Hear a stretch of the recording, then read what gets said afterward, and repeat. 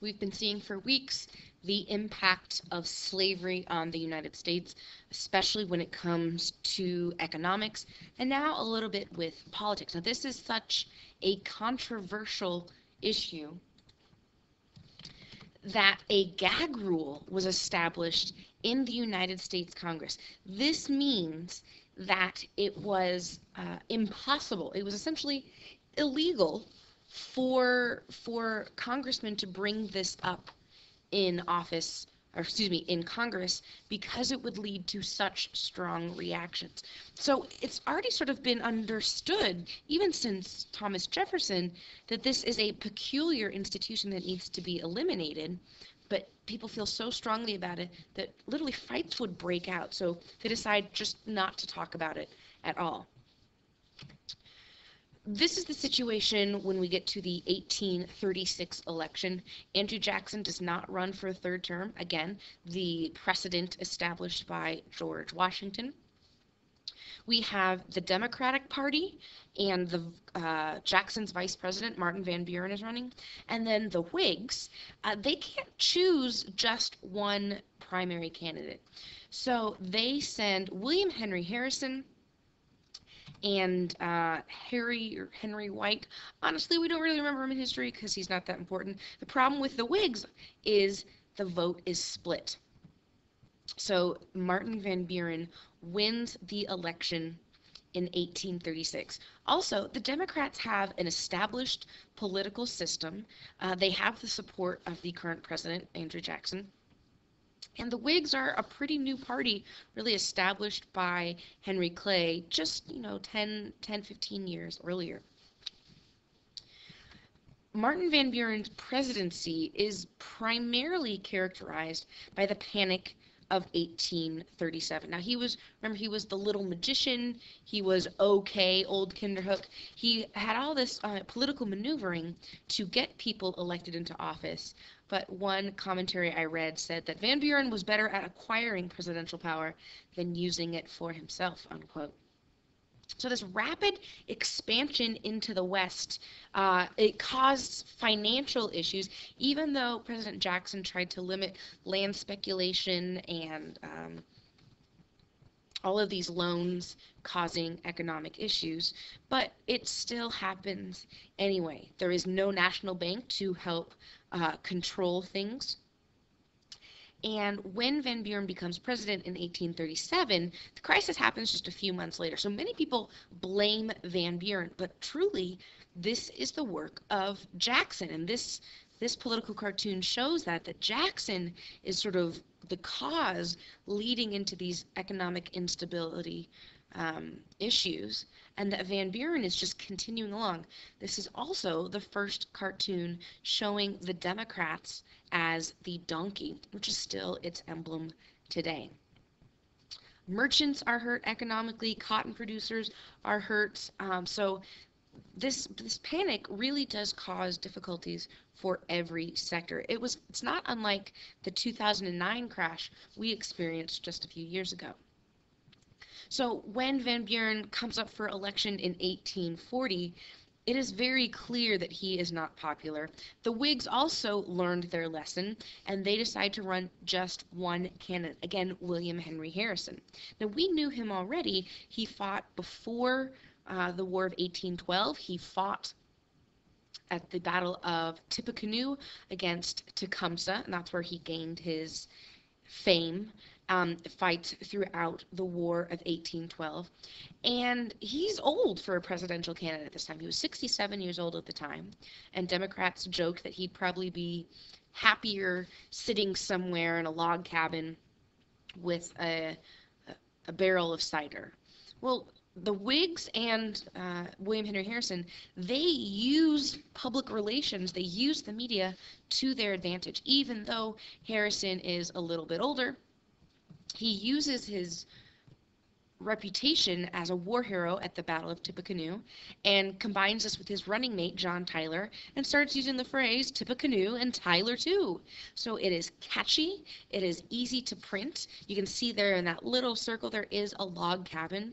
And Harrison takes this idea and says, Yeah, I would love to be in a log cabin. Nothing wrong with a log cabin. Most Americans live in a log cabin. So he appeals to the regular people, ultimately much more popular than Van Buren. I love this cartoon showing that this log cabin, the idea that the Democrats think that they're so much better, ultimately is the downfall of Martin Van Buren. If you look at the electoral map, overwhelmingly Harrison wins the vote. Even Van Buren's home state of New York doesn't even vote for Van Buren. So you can see that with that panic of 1837, Van Buren is fairly unpopular, except in those western states because they were still benefiting from that westward expansion movement. So Harrison is inaugurated on March 4th, 1841, and he gives the longest inaugural address in history. It lasts over an hour and a half, and you can't quite see it in this image, but it was a cold, cold, rainy day, that March 4th. It was just below 50 degrees. It was raining. You can see Harrison is not wearing a coat, and President Harrison gets sick and dies 1 month later. So he is the shortest serving president, and his vice president, who had just been elected, is John Tyler, and he is nicknamed his Accidency. And this had never happened before. This is there's provision made for this in the Constitution, but many people assumed that if the vice president took over, he would just be acting president. Well, John Tyler asserts pretty much from day one that he would be the actual president. He is not pretending to be the president, it's not only temporarily, because he's going to serve almost an entire term, save, that 1 month. Tyler was chosen as William Henry Harrison's running mate because he was Southern, because he appealed to states' rights reformers. But when he becomes president, he sort of abandons those Whig-ish ideals. He actually sort of sets out on establishing policy rather than deferring to Congress, and really alienates the other Whigs. So pretty early on, the Whig Party kind of separates itself from President Tyler. And you can see there, this is the signal, or sort of the symbol of the Whigs. And Tyler essentially becomes a president without a party. So it will be difficult for him to accomplish much. One thing that he does accomplish, however, is the Webster-Ashburton Treaty. This settles the border with Canada. So you can see there from the Atlantic Ocean to the Great Lakes. It solidifies the border, and these are issues going back even to the War of 1812, making sure that these things are set. It does not extend all the way to the Pacific. We'll see the issue with that later. But it does formally end slave trade on the high seas. Another thing that was important to Tyler was Texas. Now, with Texas history, it was part of New Spain, and then Mexico gains its independence in 1821. And there are lots of Americans who had moved to Texas for the prospect of cheap land. And by the mid-1830s, they were calling for their independence and possibly the idea of joining America. Tyler would like this because it would add more slave states to the Union. Because Texas is below Missouri, from the 1820 Missouri Compromise, Texas is below the 36-30 line, so it would be an entirely slave territory. Tyler begins these negotiations, and by 1844, Texas is just about ready to enter the Union, and it could potentially be made into 4 slave states. Now, the issue with Texas independence, though, is breaking away from Mexico. This goes back again to the 1830s. And these Americans who want to break away first from Mexico. Mexicans did not want to allow that. And the first famous battle happens at the Alamo. There were probably about 200 Texans in this fort in what is now San Antonio, about 1836. And the Mexican army, under control of Santa Anna, about 1,500 Mexicans. and they lay siege to the fort for 13 days. Ultimately, Mexicans do make it over the wall, and there are really no survivors left. So this becomes a rallying cry for these Tejanos, or these American settlers, to avenge the deaths, to remember the Alamo, avenge the deaths of those who died there. And this sort of inspires them at the big battle, the Battle of San Jacinto. This is when Texas gets its independence from Mexico. So now becomes the Texas Republic, but because there are so many Americans living in this Texas Republic, it would seem practical for the United States to annex or to add Texas to American territory. This continues to be part of something we call manifest destiny.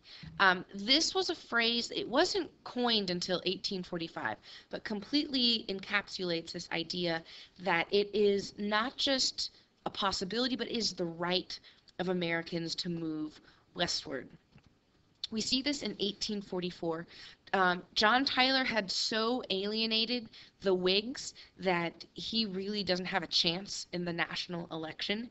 And it is sort of a dark horse, someone who we didn't expect, no one had really heard of, James Polk, who is going to win the nomination and eventually the presidency.